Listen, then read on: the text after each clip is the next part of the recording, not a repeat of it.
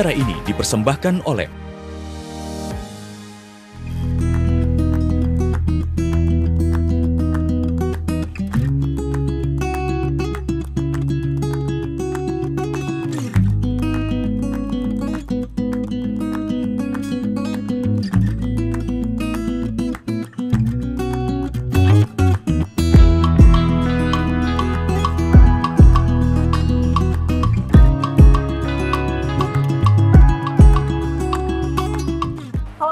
pemirsa, berjumpa lagi bersama saya, Kome Aprilia. Nah, pemirsa, Surabaya, di tengah gemerlap kota Surabaya terdapat tantangan-tantangan sosial yang nyata. Pertimbangan ekonomi, masalah infrastruktur, dan kemiskinan masih menjadi isu yang harus segera diatasi. Kawasan kumuh, anak-anak, dan keluarga di area yang kurang terlayani seringkali mendapatkan tantangan besar, mulai dari pendidikan yang terbatas hingga akses kesehatan yang sangat minim. Hal ini membutuhkan perhatian khusus, terutamanya bagi wakil rakyat Kota Surabaya. Dan saat ini saya sudah bersama dengan Bapak Johari Mustawan, selaku anggota DPRD Kota Surabaya. Selamat pagi, Bapak. Selamat pagi, Assalamualaikum warahmatullahi wabarakatuh. Ya. Baik, Bapak. Ini kita melihat Surabaya secara garis besar dulu ya, Pak. Ya. Menurut Bapak, saat ini keadaan Surabaya ini seperti apa sih, Pak? Secara garis besar aja. Baik, jadi Surabaya itu sebuah kota yang sangat strategis dalam mengembangkan dunia usaha, baik itu perdagangan, perindustrian, jasa, dan juga faktor-faktor lain yang bisa membuat Surabaya itu menjadi sebuah kota yang diperhitungkan di tingkat internasional. Lokasinya juga yang memiliki laut yang cukup luas, kemudian dataran pantai, kemudian daratan yang mungkin bisa hampir dikatakan setengahnya negara Singapura. Baik. Ini memberikan sebuah peluang buat Surabaya itu bisa setara dengan kota-kota yang ada di dunia. Tentunya kota yang bisa maju itu adalah kota yang ditunjang oleh indeks pembangunan manusia yang tinggi. Kemudian kesenjangan yang tidak terlalu timpang. Kalau kita mendapatkan informasi bahwa Surabaya itu Gini rasio ataupun dikatakan indeks ketimpangan dan ketidakmerataan itu dari sisi pendapatan sekitar 0,3 sampai 0,5, ini masih dalam kategori baik sebenarnya. Tetapi problem-problem yang sifatnya itu angka pengangguran yang masih di atas 4%, ya, walaupun memang ada penurunan dari 5 tahun terakhir dari 7% ke 4%, ini sebenarnya sudah bagus, tetapi yang 4% itu tetap menjadi sebuah perhatian yang harus serius dilakukan oleh pemerintah Kota Surabaya. Tentunya kita sebagai wakil rakyat, dari partai manapun sebagai sarana untuk masuk sebagai wakil rakyat, harus berkolaborasi, bergotong royong untuk bisa mengurangi problem-problem yang ada di Kota Surabaya. Seperti itu. Baik, seperti yang sudah disampaikan tadi adalah ada aspek pengangguran di Kota Surabaya begitu. Sejauh mana masalah pengangguran ini mempengaruhi masyarakat Surabaya dan apa solusi yang sudah diterapkan untuk mengatasi masalah ini? Minimal pengangguran tidak bertambah saja. Oke. Jadi sebenarnya pengangguran itu adalah dampak dari sebuah peristiwa yang ada di Kota Surabaya. Sama kalau kita sakit, misalkan batuk pilek itu bukan sakitnya, itu adalah simptom gejala yang keluar daripada sakit yang disebabkan di organ-organ tubuh yang ada dalam diri manusia. Contoh misalkan, bagaimana wilayah Kota Surabaya yang sebenarnya memiliki potensi yang cukup bagus dari sisi peningkatan usaha dan bisnis, ini akan menjadi sulit kalau misalkan kebijakannya agak sulit misalkan di pemerintah Kota Surabaya. Nah, sehingga investor-investor yang ingin mengembangkan bisnisnya itu membuat sulit untuk masuk Kota Surabaya. Nah, ini akan menjadi sebuah problematika tersendiri. Nah, oleh karena itu, pemerintah Kota Surabaya agar lebih mudah memberikan sebuah perizinan usaha, baik untuk dalam negeri, luar negeri, bahkan juga kalau bisa Surabaya juga bisa memiliki atau mengelola badan-badan usaha milik daerahnya dengan berupa BLUD, Badan Layanan Umum Daerah, seperti misalkan rumah sakit, atau juga bisa menggunakan bagaimana PAD-nya ditingkat dengan sebuah bisnis yang cukup besar potensinya di Kota Surabaya ini. Sehingga lapangan kerja menjadi semakin luas. Baik itu sektor swasta, sektor pemerintah, kemudian juga tingkat ekonomi semakin tinggi. Nah, ini akan membuat pengangguran otomatis akan semakin menurun. Karena bagaimana pengangguran bisa menurun kalau seandainya lapangan kerja semakin sedikit. Kemudian bisnis-bisnis tidak bertumbuh, ekonomi tidak bertumbuh seperti itu. Sehingga tingkat keseimbangan antara ekonomi dan juga pendidikan dan juga kesehatan harus betul dijaga oleh pemerintah Kota Surabaya. Seperti itu. Nah, baik, kita bicara soal faktornya dulu, seperti tadi ekonomi, pendidikan, kesehatan yang harus dijaga terlebih dahulu. Seperti di opening saya tadi adalah bahwa di Surabaya ini masih ada anak-anak dan keluarga yang saat ini, mohon maaf, mungkin tinggal di tempat yang kurang dilihat oleh pemerintah. Sehingga untuk aspek pendidikannya sendiri kurang mendapatkan pendidikan yang maksimal, kemudian akses ke kesehatannya sendiri juga minim, mungkin jauh dari rumah sakit atau puskesmas, atau tidak adanya dokter di kelurahan. Padahal saat ini pemerintah sebenarnya sudah menerapkan satu kelurahan, satu nakes, begitu kan Pak ya? Bahkan Pemkot rencananya satu RW, satu nakes, rencananya begitu. Nakes informasinya begitu, cuma kita masih harus melihat cek di lapangan juga. Baik, saat ini kan masih satu kelurahan, satu nakes, begitu ya Pak ya? Nah, ini sebenarnya bagaimana sih Pak mengatasi keluarga-keluarga yang saat ini tinggal di area yang mungkin tidak atau kurang diperhatikan oleh pemerintah di Surabaya pinggiran gitu misalnya? Betul, betul. Jadi kawasan periferal dan hinterland yang kita kenal di kota metropolis seperti Surabaya ini memang perlu menjadi perhatian utama dari pemerintah Kota Surabaya. Karena ini sekaligus juga bisa melestarikan budaya Kota Surabaya. Jadi keseimbangan ekologis yang ada di Kota Surabaya bisa ditopang oleh kawasan hinterland dan juga periferal yang ada di sekitar Kota Surabaya. Nah, sehingga perumahan-perumahan baik itu kawasan inti atau pusat kota maupun kawasan hinterland ataupun kawasan periferal ini menjadi sebuah perhatian serius daripada pemerintah Kota Surabaya. Sehingga pembangunan, kemudian termasuk Rutilahu, ya, program rumah tinggal layak huni yang dibangun oleh pemerintah Kota Surabaya menjadi sebuah prioritas. Nah, dimulai dari mana? Dimulai daripada jumlah angka kemiskinan yang saat ini kurang lebih sekitar 4,65%. Kalau nggak salah seperti itu yang kita dapatkan informasi daripada LPJ Perli Kota Surabaya. Ini sudah harus kita definisikan. Katakanlah kurang lebih sekitar 4,65% itu sekitar 130-140 ribu itu berapa yang benar ekstrem miskin.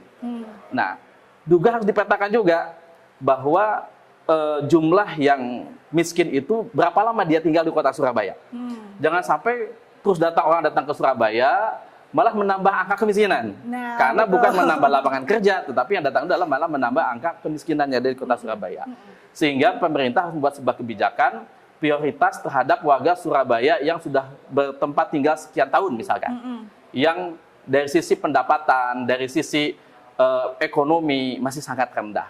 Nah, oleh karena itu kami dari wakil rakyat atau DPRD Kota Surabaya termasuk juga dari kampanye-kampanye yang mungkin sudah kita janjikan sebelumnya adalah bagaimana mengawal program pemerintah Kota Surabaya itu termasuk masalah rumah tinggal layak huni bagi pemerintah Kota Surabaya. Jangan sampai ada warga Kota Surabaya yang sudah tinggal cukup lama di Kota Surabaya berKTP Surabaya tidak memiliki tempat tinggal yang layak di Kota Surabaya ini, seperti itu. Nah, baik. Kalau tadi kan ini pemerintah sudah ada program rumah tinggal layak huni. Lalu kemudian apa tantangan utama dalam penyediaan akses pendidikan nih Pak, yang berkualitas untuk anak-anak di Surabaya? Karena kan pendidikan ini juga salah satu fondasi utama ya untuk mengurangi pengangguran. Bagaimana nantinya seorang anak ini bisa mendapatkan pekerjaan kalau ternyata pendidikannya sendiri juga masih kurang. Baru lulus SD, kemudian tidak bisa melanjutkan ke SMP karena orang tuanya tidak mampu atau tidak bisa nebus ijazah. Nah, permasalahan yang masih ada di kota besar nih Pak. Ini gimana Pak? Ya,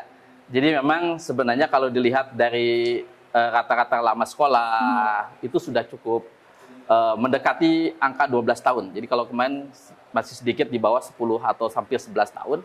Nah, sehingga ini harus dikejar dulu. Bagaimana angka harapan sekolah anak-anak itu sudah bisa minimal 12 tahun. Jadi SD, SMP, SMA itu harus dikejar. Jangan sampai ada anak dari warga Kota Surabaya yang kesulitan mendapatkan sekolah. Entah itu sekolah negeri, atau kalau sekolah negeri itu nggak cukup, mungkin juga sekolah swasta, yang tentunya berkolaborasi antara swasta dengan pemerintah Kota Surabaya. Nah, oleh karenanya itu, kemudian akses mendapatkan pendidikan yang layak, ini justru menjadi sebuah investasi yang sangat besar bagi pemerintah Kota Surabaya. Karena apa? Untuk menjadi kota dunia yang sudah dicantumkan oleh rencana jangka panjang, rencana pembangunan jangka panjang oleh Kota Surabaya 2025-2045 ini bisa menjadi tercapai kalau seandainya pendidikannya sudah bisa tercapai untuk untuk warga Kota Surabaya. Minimal tadi 12 tahun, kalau bisa meningkat jadi S1 dan S2 dan seterusnya. Dipermudah aksesnya, dipermudah bahkan ditingkatkan lagi beasiswa bagi masyarakat Kota Surabaya yang diterima di perguruan tinggi tertentu di Kota Surabaya ataupun mungkin di Indonesia, bahkan tidak hanya di Kota Surabaya, bahkan ada yang sekolah di Bandung, di Jakarta. Kita biar, tapi mungkin syaratnya tolong kembali ke Surabaya untuk membangun Kota Surabaya, baru bisa menjadikan Kota Surabaya sebagai kota dunia, seperti itu. Nah, ini juga salah satu informasi penting ya untuk pemerintah Kota Surabaya, bahwa sebenarnya pendidikan ini adalah salah satu fondasi yang bisa menjadikan Surabaya menjadi lebih baik lagi. Dan untuk teman-teman yang mungkin mendapatkan beasiswa dari pemerintah Kota Surabaya atau pemerintah Indonesia, bisa kembali lagi ke negara Indonesia agar bisa membangun kotanya menjadi lebih baik lagi, begitu kan ya Pak ya? Betul, tapi juga syaratnya ketika kembali ke Kota Surabaya diberikan penghargaan yang baik dari pemerintah Kota Surabaya. Karena selama ini mungkin yang balik ke Kota Surabaya hanya ya udah aja gitu ya. Jadi malas gitu balik ke Surabaya. Nah, sebenarnya kan Surabaya ini, kita bicara soal anak dulu ya Pak ya. Surabaya ini kan baru saja mendapatkan penghargaan Kota Layak Anak Internasional. Nah, berarti Surabaya ini, anak-anak di Kota Surabaya ini sangat terlindungi begitu. Tapi faktanya sendiri di lapangan bagaimana Pak? Kalau di tahun lalu atau di awal tahun 2024 itu kan tindak kekerasan dan juga kejahatan terhadap anak ini masih tinggi. Meskipun sebenarnya Kota Layak Anak untuk Surabaya ini sudah melekat sejak beberapa tahun yang lalu, tapi masih ada aja kejahatan dan kekerasan terhadap anak dan perempuan bahkan. Ini bagaimana Bapak menanggapi? Baik, sebenarnya pertama dengan Kota Surabaya membuat sebuah dinas tersendiri tentang pelindungan anak, pemberdayaan perempuan dan pelindungan anak serta pengendalian penduduk serta keluarga berencana dalam satu dinas, ini merupakan sebenarnya sebuah langkah yang sudah cukup bagus dari pemerintah kota untuk bisa menjadikan bahwa Kota Surabaya itu kota yang aman dan nyaman buat perempuan dan buat anak-anak. Itu harus kita hargai terlebih dulu. Hanya mungkin perlu ada peningkatan bagaimana monitoring di lapangan. Berbasis kecamatan. Sama dari kesehatan sudah ada program tenaga kesehatan berbasis satu kelurahan. Nanti berbasis RW, katakanlah begitu. Itu pun harus diperhitungkan betul. Termasuk juga di puskesmas. Misalkan di puskesmas itu satu dokter berbanding dengan 5.000 penduduk. Itu harus betul-betul dipenuhi. Karena apa? Untuk mendapatkan layanan yang bagus tentang kesehatan. Waktu tunggu untuk mendapatkan layanan harus baik dan sebagainya. Kemudian pemerataan tadi, per RW tadi, itu juga apa? Dokterkah, apakah perawatkah, apa bidankah, apa tenaga kesehatannya lain. Sama juga, anak-anak ini perlu dimonitoring berbasis tidak hanya kelurahan, bahkan berbasis RT. Bahkan karena apa? Karena kekerasan dalam rumah tangga itu bisa terjadi juga dalam rumah tangga anak-anak itu. Tidak hanya orang luar mengerasi anak-anak kita, tetapi juga anak-anak bisa terjadi kekerasan dalam rumah tangga. Nah, itu yang pertama di basis RT. Yang kedua juga kerjasama dengan para petugas keamanan, baik itu Linmas, mungkin juga Satpol PP, atau mungkin juga kepolisian seperti itu. Sehingga yang melakukan tindakan kekerasan terhadap anak-anak itu harus diberikan sebuah hukuman yang setimpal. Tidak hanya sekedar kurungan sekian hari dihitung, apa-apa kok cuma sekian hari, cuma sekian minggu begitu. Ini harus ada sebuah kebijakan hukum di pemerintah Kota Surabaya tentang tindakan terhadap pelaku kekerasan terhadap anak-anak, seperti itu. Termasuk juga anak-anak itu juga kadang-kadang dijadikan sebuah komoditas. Apa komoditas maksudnya itu? Waktunya dia itu adalah masa usia sekolah, tapi sudah disuruh bekerja. Sudah disuruh cari uang, orang tuanya malah tidak bekerja. Bahkan mohon maaf, ada judi online misalkan, yang luar biasa besarnya begitu. Kadang-kadang anak-anak yang dijadikan sebuah komoditas oleh orang tuanya. Itu juga ada sebuah kekerasan pada anak-anak. Jadi kekerasan itu tidak hanya sekedar masalah ada kriminalitas, kekerasan fisik, termasuk kekerasan psikologis. Anak-anak yang harusnya sudah masa usia sekolah, bermain dengan teman-temannya dan sebagainya, bisa berkembang daya pikir, daya ingatnya. Tiba-tiba disuruh untuk melakukan yang sudah dilakukan oleh orang tuanya. Itu juga menjadi sebuah perhatian di Kota Surabaya. Intinya pelindungan hukum, monitoring dari DP3A, saat ini sudah ada misalkan sekolah lanjut usia, tangguh dan sebagainya. Kemarin ada bagus sekolah orang tua hebat. Iya, betul. Nah, sekolah orang tua hebat ini harus diberdayakan dan disertai dengan anggaran APBD yang cukup. Kemarin kami dari fraksi kami menyampaikan bagaimana ketika dia juga di badan anggaran agar betul-betul memperhatikan berkaitan dengan pelindungan terhadap anak-anak. Nah, oleh karena ini Semoga nanti Surabaya semakin menjadi kota yang ramah anak, dan juga investasi 2045 anak-anak itu berarti nanti akan menjadi sudah dewasa. 2045 20 tahun kemudian anak-anak itu sudah menjadi tenaga SDM yang unggul yang berkompetisi dengan tidak hanya di Indonesia, kota-kota dunia. Padahal sekarang aja kita lihat indeks pembangunan manusia se-Jawa Timur aja kota Surabaya belum nomor 1, masih nomor 2. Pertama adalah kota Malang, kedua adalah kota Surabaya.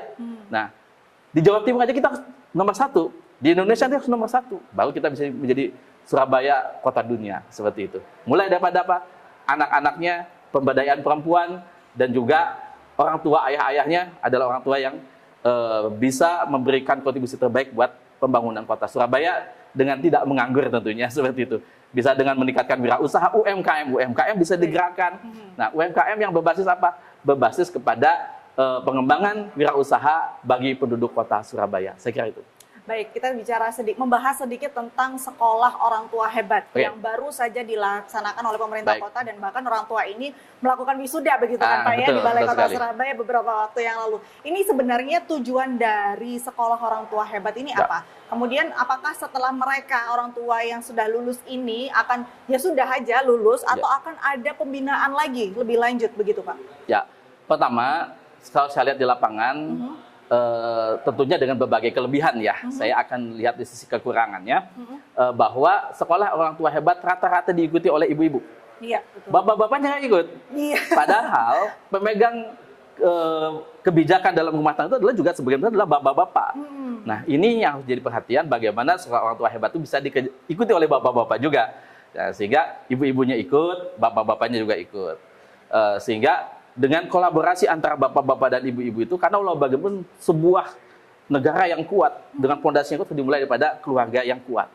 Kerjasama antara suami, dan istri, dan menghasilkan anak-anak yang memang memiliki kontribusi terbaik dengan pendidikan yang baik, kesehatan baik, gizi yang baik tentunya. Dan stuntingnya sudah mulai turun, sudah cukup bagus ya, Surabaya termasuk cukup bagus masalah penanganan stunting.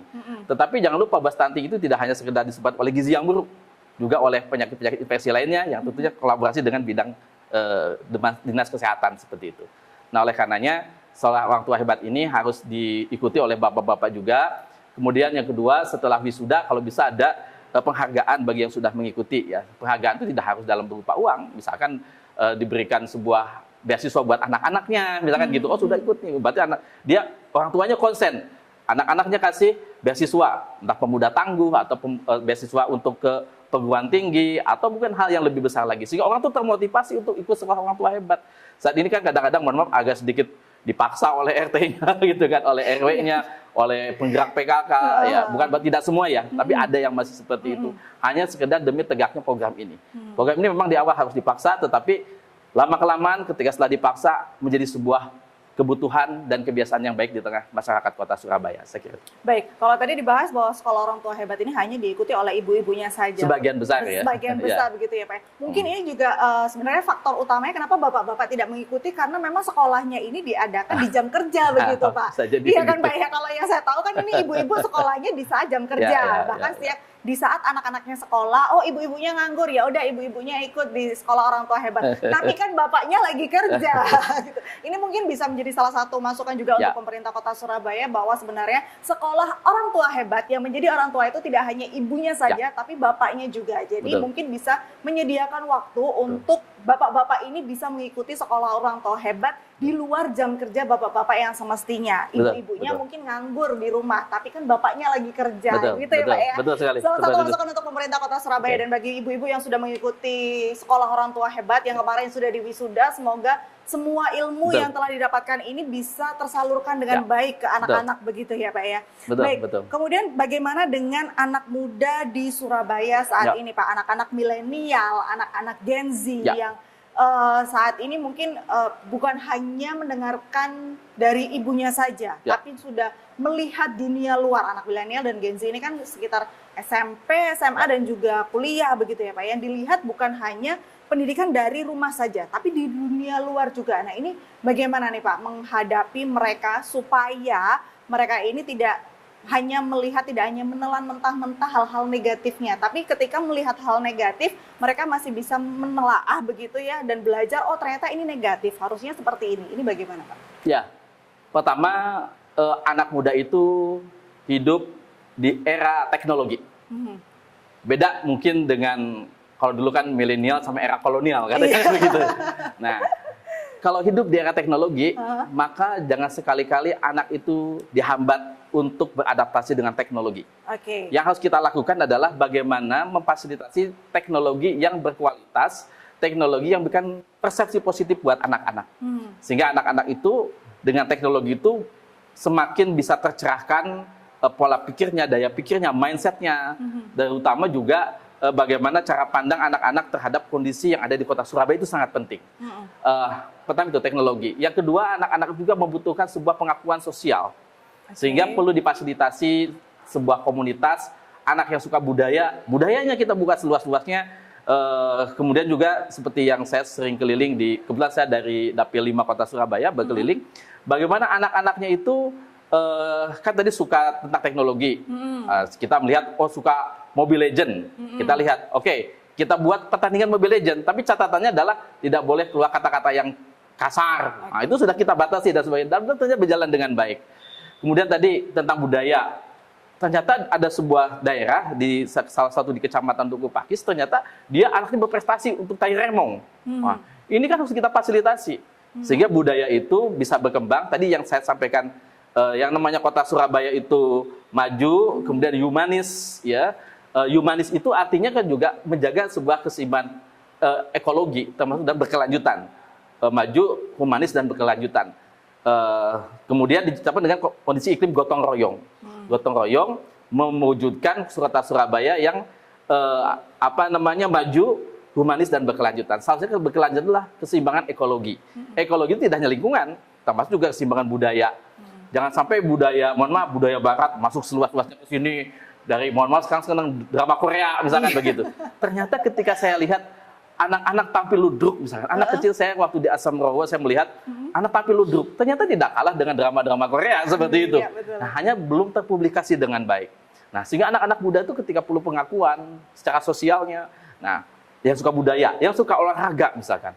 Nah, Persebaya itu kan termasuk sepak bola yang terkenal dulu secara nasional bahkan ke internasional. Nah, ini harus diperhatikan betul. Persebaya U23 misalkan atau U17. Nah, ini harus betul-betul dikembangkan dengan membuat sebuah klub-klub sepak bola misalkan di berbasis RW. Jadi tidak hanya tenaga kesehatan saja yang berbasis RW, tapi juga tenaga pelatih-pelatih sepak bola yang bisa disebar. Karena mohon maaf, orang olahragawan, atlet kadang-kadang di Indonesia secara umum, tidak hanya di Surabaya maksudnya, kurang dihargai kadang-kadang. Ada pemain sepak bola Persebaya dulu sudah membawa nama Surabaya harum di senasional. Nah, kita cari, mungkin masih ada pahlawan-pahlawan tanpa tanda jasa lainnya. Ternyata pahlawan tanpa tanda jasa itu bukan hanya sekedar guru ya. Ternyata juga pesepak bola yang mungkin tidak dikenal oleh masyarakat tapi sudah memberikan nama harum Surabaya itu dicari. Disebar ke seluruh kecamatan, kelurahan, dan 153 kelurahan disebar. Jadi pelatih-pelatih sepak bola yang handal berbasis kelurahan. Wah, itu akan menjadi sebuah nilai dan sebagian anak muda jadi teralihkan potensinya bukan pada hal yang negatif tetapi pada hal yang positif. Karena secara hukum alam itu pasti akan dikatakan bahwa kalau kita tidak disibukkan oleh hal-hal yang positif, pasti dia akan disibukkan oleh hal-hal yang negatif. Saya kira seperti itu.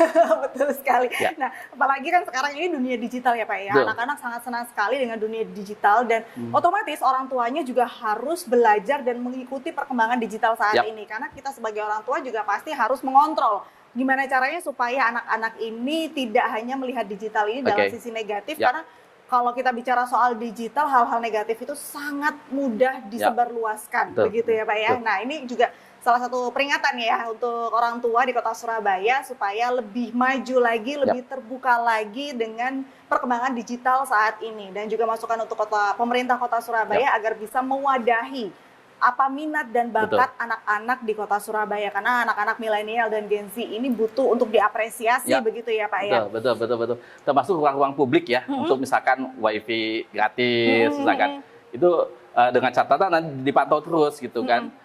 Sehingga dia mengakses situs-situs yang memang bermanfaat, situs-situs yang positif, dan juga diperbanyak situs-situs yang mengenalkan tentang kota Surabaya, tentang budayanya, tentang perdagangannya, tentang pendidikannya dan sebagainya. Saya kira itu akan bisa mengembangkan potensi anak muda yang ada di kota Surabaya. Termasuk organisasi-organisasi anak muda yang jumlahnya ada sekitar mungkin 50-an lebih ya, itu diberdayakan lagi dengan Karang Tarunanya, juga organisasi kepemudaan yang lainnya, saya kira itu. Baik, ini kan berarti kita bicara tentang pihak ketiga ya, tidak hanya masyarakat dan juga pemerintah, tapi juga ada organisasi, LSM dan lain sebagainya. Lalu kemudian bagaimana peran dan dampak komunitas lokal dan LSM dalam mengatasi isu sosial di Surabaya dalam garis besar nih Pak? Bagaimana peran mereka seharusnya? Ya, salah satu visi kota Surabaya adalah humanis. Humanis adalah lingkungan yang inklusif, yang melibatkan seluruh kalangan masyarakat yang ada di kota Surabaya. Baik itu dia adalah LSM, pemerhati-pemerhati sosial, pemerhati-pemerhati pendidikan dan sebagainya. Itu harus kita libatkan. Nah itu kita jadikan sebuah masukan untuk dibahas dalam sebuah legislasi kota Surabaya. Kemudian disampaikan kepada pemerintah kota bahwa ada masukan-masukan aspirasi dari masyarakat tentang hal-hal berkaitan dengan pengembangan kota Surabaya, seperti itu.